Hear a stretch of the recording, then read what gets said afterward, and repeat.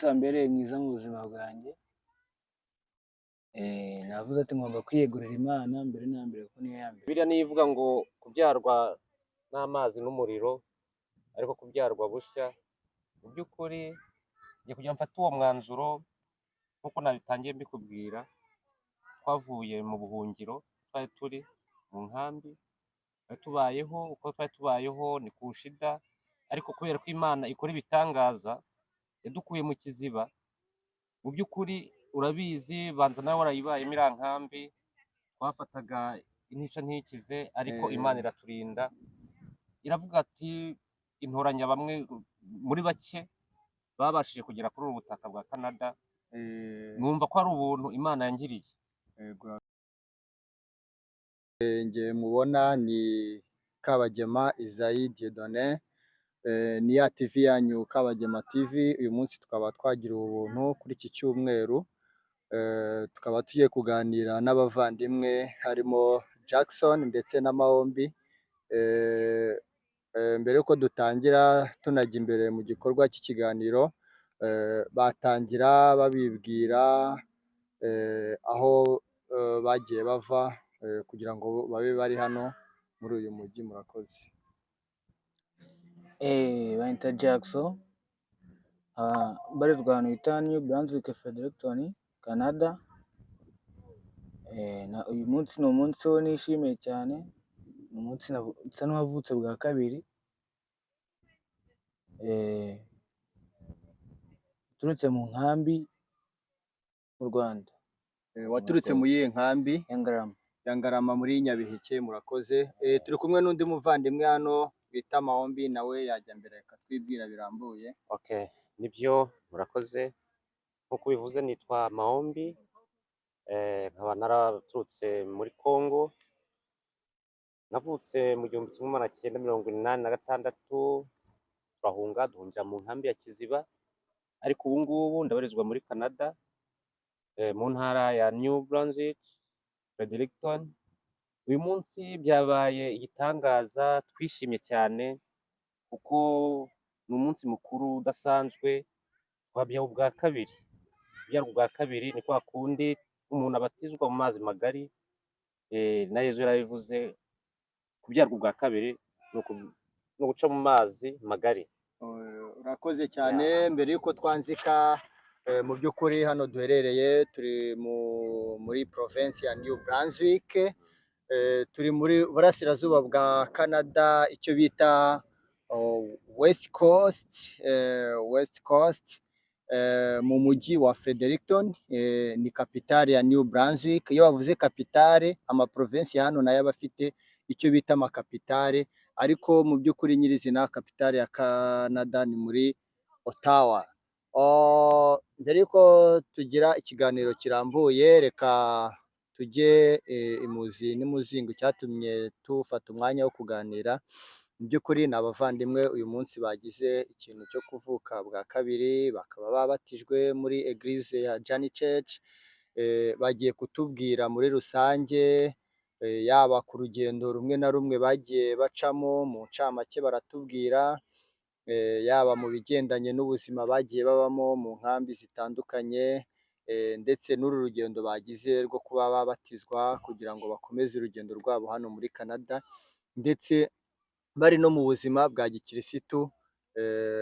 Twatangira rero, mu by'ukuri welcome most buri wese urimo atureba, turabashishikariza kuba mwakora subscribe, mugakora share, ndetse views zanyu zirakenewe, turabakunda cyane. Twatangiye rero, twagiye mu by'ukuri, urukumva umeze gute Jackson ko uyu munsi wabatijwe? Ni umunsi mwiza, umunsi wo kwishimira, umunsi niyemeje gukurikira Imana, ibindi nkaba mbishyize ku ruhande. Ni umunsi wambereye mwiza mu buzima bwanjye, navuze ati ngomba kwiyegurira Imana mbere na mbere kuko niyo ya mbere. Jackson, iyo bavuze igikorwa cyo kubatizwa, wumva iki? Twagiye twumva abantu benshi yenda babatizwa ariko bakaba badasobanukiwe. Mu by'ukuri tuzi ko umuntu wese w'umukirisitu mu by'ukuri agomba kubatizwa akavuka bwa kabiri. Wowe ubifata gute icyo gikorwa cyo kubatizwa? Igikorwa cyo kubatiza ni nko kuvuga ngo hari igihe ukura ugaca mu bintu bitabigoye, mu bishuko byinshi ibiki, so rero bivuze ngo ugiye kubatizwa, aba ari cya gihe uvuga ati ngiye kureka akavuyo, ibintu bindi byose mbishyize ku ruhande, ngomba kwiyegurira Imana. Jackson arakoze cyane kuri ibyo bisobanuro agiye aduha. Mu by'ukuri murabizi ko kubatizwa ni icyemezo burya iyo ubatijwe ubatizwa uzi icyo ubatirijwe, uri umuntu mukuru, aba ari ibintu bivuye ku mutima wawe nyirizina.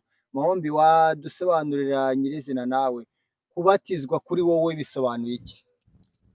Kubatizwa kuri njye mu by'ukuri Izayi bifite igisobanuro gikomeye cyane, kuko Bibiliya niyo ivuga ngo kubyarwa n'amazi n'umuriro, ariko kubyarwa bushya.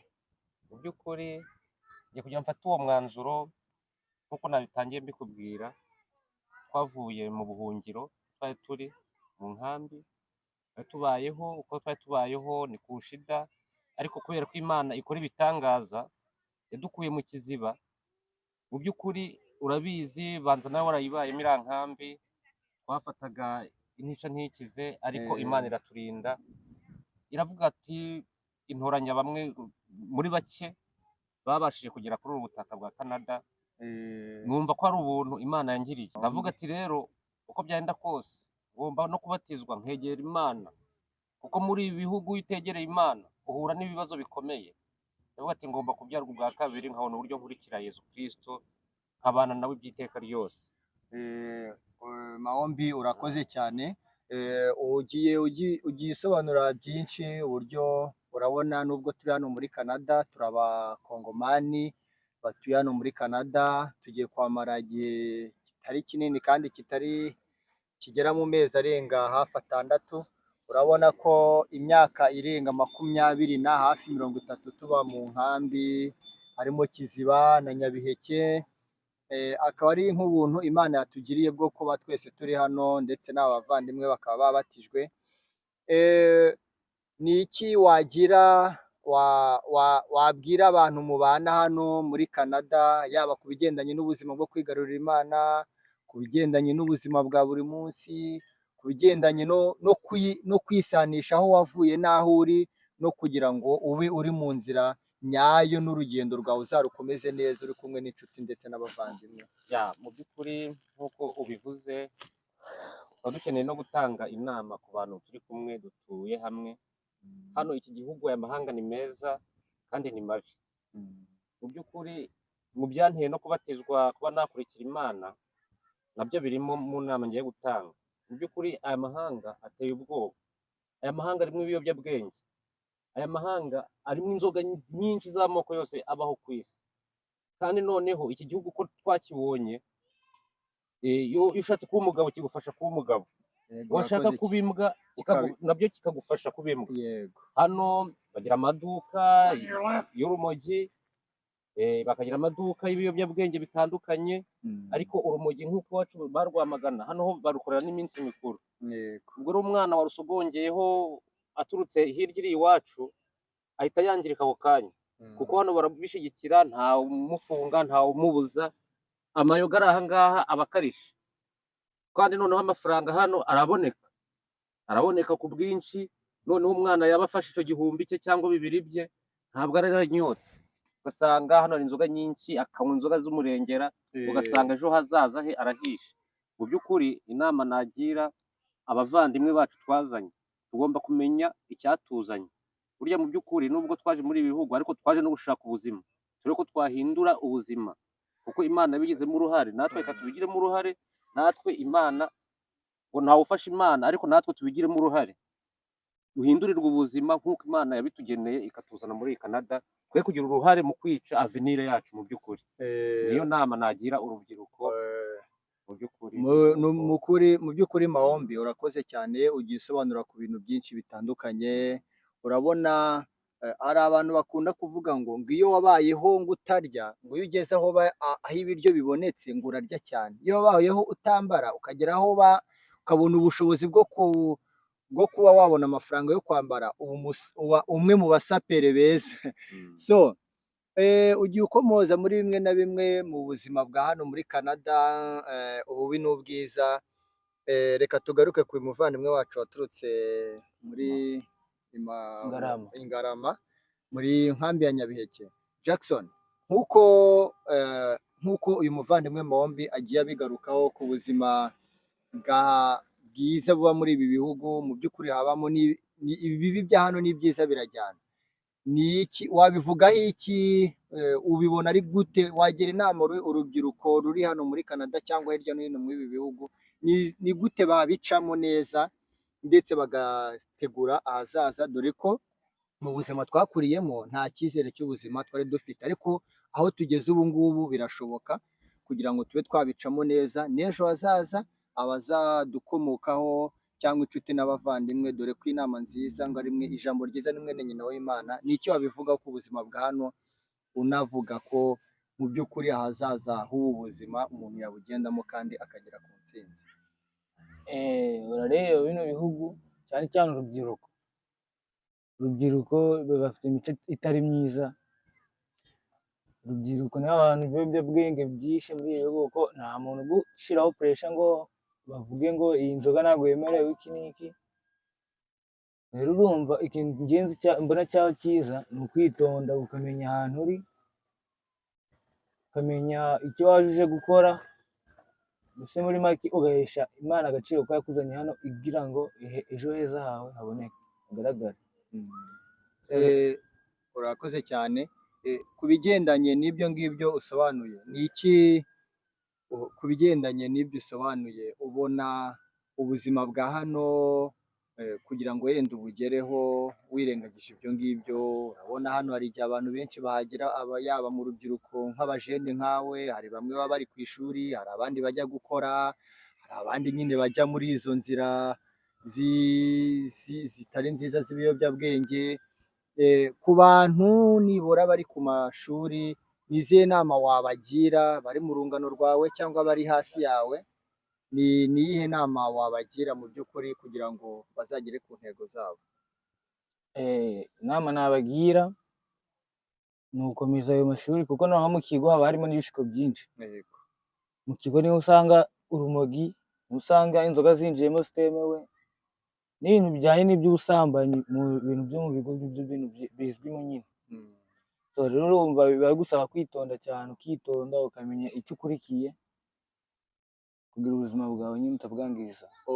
Ugereranyije, urabona burya buri gahugu n'umuco wako. Tugendeye ku muco w'iwacu, urabona tugiramo ibintu bya kirazira, tugiramo ibintu byo kubaha ababyara bacu, kubaha abantu b'ababyeyi, kumenya umwanya wawe uhagazemo, kumenya ibyo wemerewe n'ibyo utemerewe. Wabihuza gute n'uburenganzira wasanze hano? Impamvu mbikubaza, kuko hari igihe tugera hano tugasa nk'aho duforomasi umuco wari uturimo cyangwa watugezeho abo turi bo, ugasanga duhise twinjira muri ubu buzima bwa hano, kandi mu by'ukuri ari bushyashya kuri twebwe, ugasanga kwigarura bibaye ikibazo kandi twaramaze kubugira nk'ubuzima bwa buri munsi. Wabihuza gute? Niki wabwira abantu bihutira muri ubu bintu byo kwinjira mu mico ya hano imwe n'imwe? Ntabwo twavuga ko imico hano ari mibi, ariko imyinshi utitonze yagusenyera ubuzima. Urareba mu Rwanda usanga nyine umwana yubaha ababyeyi be, usanga yubaha abamuruta, kandi ndetse mu Rwanda ntabwo nyine urubyiruko hano ukuntu uba umeze, hari n'igihe mu Rwanda bati ubu uvuga ati nta mafaranga mfite, ubwo bigatuma utajya no muri ibyo biyobyabwenge, kuko nyine aba ari nta bushobozi. Ariko abenshi bagira hano bajya bafite kuri ayo mafaranga, ugasanga nyine abibagije wa mugani ahantu bavuye. Ugasanga abandi bahora mu ma night club, ugasanga bahora mu bintu by'agakungu katari keza. So nyine ugasanga yarahindutse cyane, kandi ndetse gutyo uvuze ntaho bihuriye n'iriya mu Rwanda. Aho bihuriye harimo difera nini cyane. So rero urumva hano bigusaba kwitonda, ukitonda cyane, ariko kugira ngo utazagwa muri ibyo bintu rero. Urakoze cyane, reka tugere kuri muvandimwe Mahombi. Mahombi, uri mu bantu mu by'ukuri bavukiye muri Congo baranahakurira igihe gito, uza guhunga ujya mu nkambi, ubuzima bwinshi bwagiye buhinduka bica mu maso yawe, ariko wagiriwe amahirwe yo kugera muri ibi bihugu, aho ubona byose bishoboka kuba wanategura ahazaza, amasaziro yawe akazagenda neza. Ni iki wabwira ku bantu, mbere yenda nawe urashiraho n'inyunganizi yawe ku byo utekereza, ni iki wabwira abantu bari mu makamba atandukanye cyangwa abantu bari hirya no hino muri Afurika baba bateganya kuza hano, uzi ko nawe uri umubyeyi, ni iki wabivugaho mu rwego rwo gutegura, kuko ngo ibyiza by'abadukomokaho ni imico tubahereza, si ibintu tubahereza, kuko ushobora kubahereza ibintu utarabahaye umuco n'ubundi bikabapfira ubusa. Nk'uko tujya tubibona muri ibi bihugu, nabo bagira abana bagira ibintu, ariko ugasanga ababyeyi babo babasigiye ibintu, ariko kuko abana bafite uburere buke ugasanga bya bintu barabibatse, bibaye ibya leta, bahise bajya ku mihanda. None ni iki wabwira nk'abantu baturuka hirya iriya mu makamba atandukanye cyangwa muri Afurika muri rusange, ko muri rusange twese tujya guhuza ubuzima, ku buryo bagera hano bagafungura urufunguzo rutuma baba abantu nyabantu, bakanategura ahazaza habo? Mu by'ukuri urakoze, umbajije ikibazo cyiza kandi nanjye numvaga ndaza kukubazaho. Mu by'ukuri nk'inama twagira nk'abantu bateganya kuzaza muri ibi bihugu, icya mbere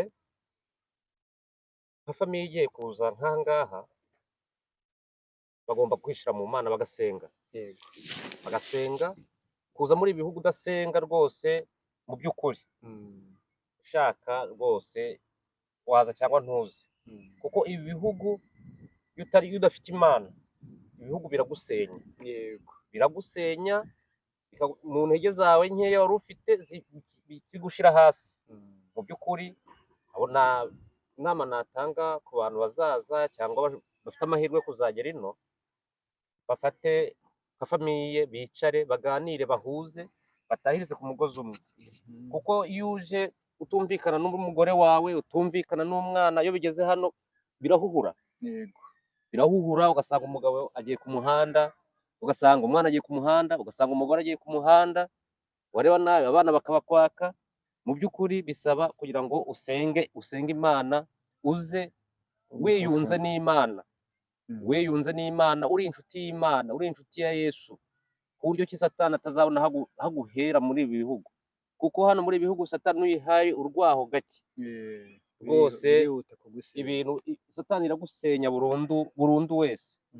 Ubwo mu by'ukuri inama nagira abavandimwe bacu, bajye baza baratahirije ku mugozi umwe, bakunda Imana, bakunda Yesu Kristo, kugira ngo umwanzi Satani uyu utuma abantu bazerera atazabameneramo muri iki gihugu, bakagira ute, akabashyira ku muhanda, akabandagaza. Mu by'ukuri iyo niyo nama natanga nk'abantu bateganya kuzaza muri ibi bihugu, ni ugusenga, nta kindi. Ariyo mpamvu n'iki kiganiro cyahuje n'umunsi wa none. Ubu ngubu twe turi mu Mana gusa, nta kindi.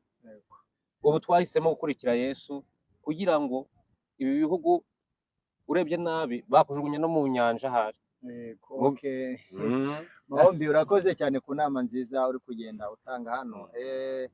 Mu by'ukuri urabona, yenda tunasoza tugana ku musozo, urabona ibi bihugu byateye imbere, ariko hari ibintu njye nari nzi kera, nari nzi ko abazungu hari ibintu byabo byikora, ariko naje gusanga aba bagabo ba hano barakora, muvandi, barakora cyane, barakora bimwe twebwe tuzi ngo ntibakora. My dear, niba uri aho ngaho wicoza ingabo, bakora nk'imashini. Arakora kuva ku myaka ye 16 akarenda agera imyaka 65 agikora, akaruhuka, akarya ayo yakoreye, agasigira ibinyejana ibisekuru bye bibiri bizamukomokaho, akaba yarabiteguriye. So tugendeye kuko bakora, mu by'ukuri ntabwo bafite imitungo kamere kuturusha, nta migezi myinshi cyane bafite kuturusha. Mu by'ukuri mbona icyo baturusha cyane ari ugukora. Ni iki yenda twasaba nk'urubyiruko rw'iwacu ruva muri za Kongo, mu biyaga bigari, kugira ngo natwe, kuko ngo abayobozi b'ejo ni urubyiruko rw'uyu munsi. Ni iki twabwira nk'urubyiruko cyangwa twasabira nk'urubyiruko ruri hirya muri Afurika kugira ngo narwo ruzahindure ibihugu tugeramo tukavuga ngo hano ni sawa kandi mu by'ukuri nta byinshi bafite biruta iby'iwacu. Ni iki wababwira? Mu by'ukuri muri ibi bihugu uko nabibonye, iki gihugu cyane cyane Canada, ndavuga Canada kuko ariyo ndimo.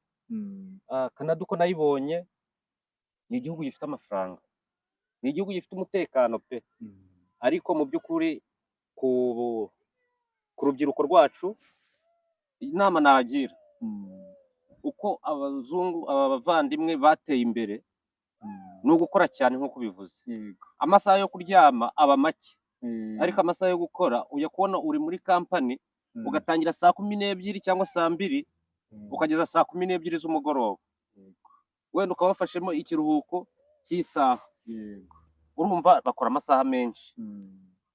Kuryama barataha, n'ugutaha ukajya ku mashini ugatangira kwiga, kuko ntutaha ngo ujye kuryama, ukiga ukaryama mu masaha ya saa 8 ukaryama isaha 1 cyangwa 2. Urumva rero bakora cyane bakaryama gake. Mu by'ukuri urubyiruko rwacu inama narugira ni ugukura amaboko mu mufuka, ibitotsi bakabireka, bakamenya icyatuzanye. Twaje guhaha, twaje gushaka amafaranga kugira ngo duhindure ubuzima, no gukunda Afurika yacu tugomba kwikunda tutayisize. Ejo hazaza urubyiruko rwacu nirwo ruzayubaka, ariko ntabwo ruzayubaka rwararyamye. Bakura amaboko mu mufuka, bakore. Hano muri amahanga hari amafaranga, kandi n'ibi bihugu bikunda gukoresha abakiri batoya kuko bafite imbaraga. Bakore amasaha yo kuryama bayagire make, bakore. Afurika yacu nitwe tuzayubaka, nta bandi bantu bazayubaka. Urakoze cyane Mahombe. Tugarutse kuri Jackson nawe dusoza, hari urubyiruko rwinshi twagiye dusiga mu nkambi, vraiment biba bigoye kuba twamara imyaka irenga 20 tutagize imyaka irenga 20 tuba mu nkambi, bamwe badakora batagira gute, birema imico mibi mu rubyiruko ku buryo bategura ahazaza habo bikagenda nabi. Wowe ni iki wagiraho inama nk'urubyiruko ruri mu nkambi kugira ngo rutegure ahazaza habo? Urabona benshi baba mu nkambi ntacyo bakora, nta dushinga dutoya tubateza imbere bagira, n'ababonye amafaranga ntabwo batekereza uko bayabyaza umusaruro, ntabwo twabarenganya n'ingaruka z'ubuhunzi. Ariko mu kurenga ibyo ngibyo ni iki wabasaba? Iki nabwira urubyiruko, ikintu nabasaba ni ukumenya ngo bazaza pe baje mu gihugu cyiza kirimo amafaranga, ariko nanone habamo imico mibi. Imico ni mibi, haba imico mibi cyane, kuko ndi kuvuga ibintu njye mbona. So nyine ngewe inama nabagira ni ukumenya ahantu haje ati se hameze gute, ngomba kwitwara gutya na gutya. Inama nabagira ni ukuza bashiritse ubute, bavuga ati nje gukora.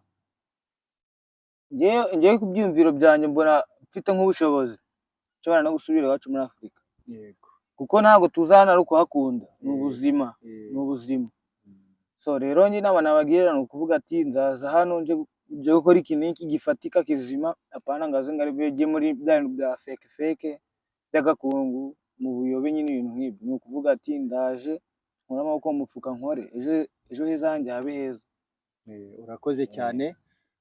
Mwakoze kuba mwitabiriye ikiganiro. Ngewe ni Kabagema Isaie Dieudonné, televiziyo yanyu ni Kabagema TV. Tusoza reka ngira akantu nababwira gatoya. Icyo nabwira abantu muri rusange tuza muri ibi bihugu, twige indimi za hano, twige gusevinga, twige gutegura ahazaza hacu neza, tubane neza mu mahoro, twibuka abasigaye, ndetse tunasenga cyane kurushaho, tunashima ama ONG harimo HCR, OIM zagiye zidufasha bamwe na bamwe tukaba turi muri ibi bihugu. Uwo ni umuco mwiza twagiye dutozwa. Gushima ni byiza, kandi ni umuco mwiza wo kuba twanaraga barumuna bacu n'abazadukomokaho. Ciao ciao, murakoze. Have good